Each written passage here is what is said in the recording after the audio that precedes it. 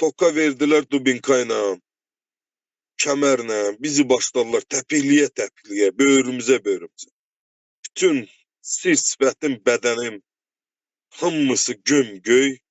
Rusiyanın Yekaterinburg şəhərində Federal Təhlükəsizlik Xidməti əməkdaşları tərəfindən saxlanılan və sonradan azad edilən azərbaycanlılar Vüqar və Ramil Səfərovlar Real Televiziyasının Rusiya bürosuna hadisənin tük ürpədici təfərrüatları barədə məlumat verdilər. İyunun 27-si gecə saat 5-6 radələrində evlərinə maskalı şəxslərin basqın etdiklərini və onlarla bərabər ailə üzvlərinin hamısının zorakılıq tətbiqi ilə həbs olunduqlarını deyirlər. Soydaşlarımızın sözlərinə görə heç bir səbəb gətirilmədən və onlara qulaq asmadan dözülməz işgəncələrə məruz qaldılar. Saat 5 idi, evdə ailəvi yatmışdıq hamımız, qapı döyüldü. Anam çıxdı, gördü maskalılardı, qapını üstə açmadı, dedi kimsiz? Gördüm ki, mantirovkana salıb qapını qırırlar. Qışqırdım ki, aç, qapı açıldı, hamısı maskalı idi, Rozgvardiya, FSB. Qapı açıldı, açılan kimi töküldülər, evdə də 2 uşaq, yoldaşım, anam, atam, qardaşım, mən. Bizi vurdular sırazı. Heç nə soruşmadılar, sırazı vurdular. Bizi çox döydülər evdə. Evi şumon elədilər, evi nə bilim, nə var idi, tökdülər yerə. Deyir 2001-ci ildə ölüm işi olub. Deyirəm, xəbərim yoxdur. Mənim 94 təvəlliyəm, mənim 16 yaşım olubdur. Mən nə biləm də uşaq olmuşam. Heç məktəbə getməmişəm. Mən nə bilim ondan kiminlə nəticədə o. Onun üstə başladılar, elə dedikcə məni çutaydı döydülər. Papamı, məni, qardaşımı. 1 saat döyəndən sonra bizi çırpdılar başımızla pramoy evdə.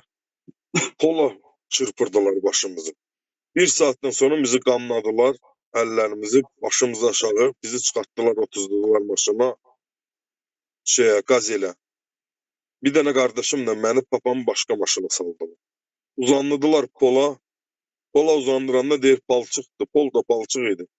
Deyir bu polu. Evimizi darmadan elədilər. Məni uzandırdılar yerə. Mən bax buramı təpiklədilər. Qolumu, gözüm pis görür, başım fırlanır. Burnumu vurdular, qırdılar. Burnum demək qanıyırdı, uzanmışdım yerə. Mənə əski verdilər ki, yeri sil, qan görünməsin ki, sonra sübut eləyə bilməyəm ki, məni döyüblər, qan mənimdir. Gəldilər, sənət, sübut heç nə göstərmədilər, evimizi darmadan elədilər, evdən pul oğurladılar, telefonlarımızın hamısını götürdülər, anamın, bacımın, atamın, 2 dənə mənim telefonumu. Qadınları çıxartdılar otaqdan, məni döydülər, papamı başqa otaqda döyürdülər. Deyirdim ki, məni döyün, məni nə bilim, öldürün, papamı buraxın. Elə dedikcə tayda lap pis döyürdülər. Soydaşlarımızın sözlərinə görə işgəncələrlə yanaşı hüquq mühafizə orqanlarının əməkdaşları onlara milli zəmində təhqirlər də ediblər. Hətta onları təcridxanada müharibəyə göndərmək istəyiblər. Toka verdilər Dubinkayla, kəmərlə, bizi başladılar təpikliyə, böğrümüzə. Qalxırlar üstümüzdə yerirlər, o izə bu izə. Başıma vurur təpiklə. Çöder, nravitsə çurka. Və pramoyda açıq aydın bizə çurka, taçki, çöp priехали sюда. Papamın balnitsaya aparanda papam gəldi, məni qucaqladı. Dedi, oğul, məndən əl çəkmirlər. Mənim boynuma hər şey atmaq istəyirlər, bütün şəhəri. Papamı balnitsaya aparırdılar, qabırqaların hamısı qırıq idi. Sır sifətində yer qalmamışdı. Bizə upravleniyadan gəlmişdi. Dirənmişdilər ki, qol çək, SVO'ya get, birbaşa 2 qardaş.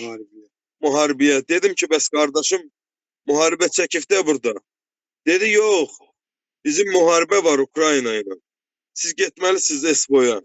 Qeyd edək ki, Rusiyada yaşayan Səfərovlar ailəsinin üzvləri hazırda saxlanılan və xəsarət alaraq xəstəxanaya yerləşdirilən digər ailə üzvlərinin taleyindən xəbərsizdirlər.